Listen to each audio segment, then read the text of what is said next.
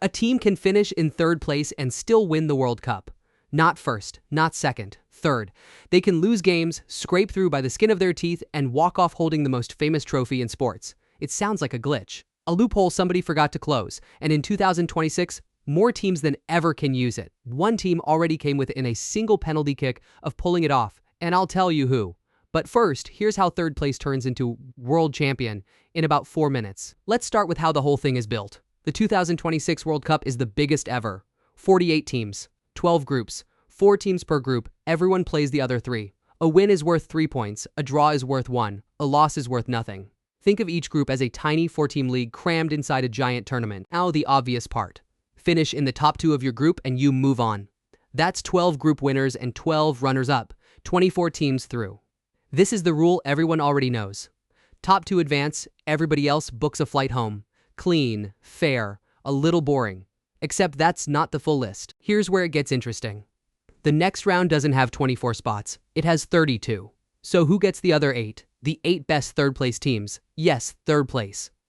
Out of 12 groups, the 8 least bad third-place finishers get a golden ticket into the knockouts.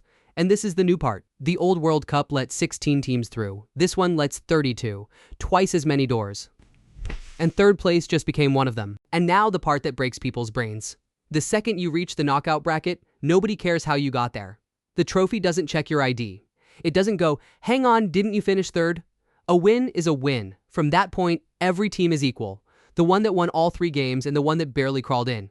Sounds simple. It isn't, but it is completely real. So here's the actual path.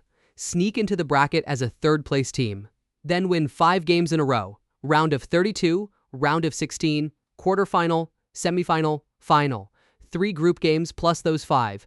8 matches total, and the trophy is yours. In theory, you could lose 2 of your first 3 games, limp in third, and still go all the way.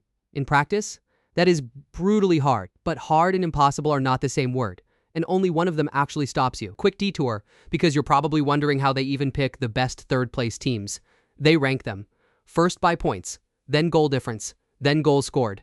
Then, I'm serious, fewest yellow and red cards. Basically a good behavior award. Still tied? They draw lots. A coin flip with extra paperwork. And the wild thing is, you can grab one of these spots with a single win. 1 win, 2 losses, the right tiebreakers, and you're somehow still breathing. You know the type, the team nobody respects, that just refuses to leave. So has a third-place team ever actually won it all? Not yet. But one came terrifyingly close. 1990.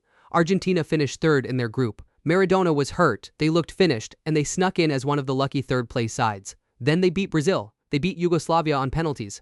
They beat Italy on penalties. A third-place team walked all the way to the World Cup final. And there, against West Germany, with the trophy almost in their hands, they lost 1-0 on a late penalty. That is how close third place has come to the top of the world. 1 kick. And here's the kicker. Back then, only 4 third-place teams could sneak through. In 2026, it's 8. Double the loophole. Double the chaos. And the tournament is about to kick off, which means somewhere out there right now is a team that's going to drop a game, squeak into the bracket, and go on a run nobody saw coming. So, can a third-place team win the World Cup? Absolutely. Because once you're in that bracket, the only thing that matters is the next 90 minutes, not the 3 games behind you. Remember it like this. In the knockout rounds, the World Cup doesn't care how you got in the door, only that you don't walk back out. So keep an eye on those third-place teams this summer. One of them might be writing the craziest story in the sport. And if you want to actually understand the games while everyone else is just guessing, hit subscribe. I explain this stuff nobody else bothers to. See you in the next one.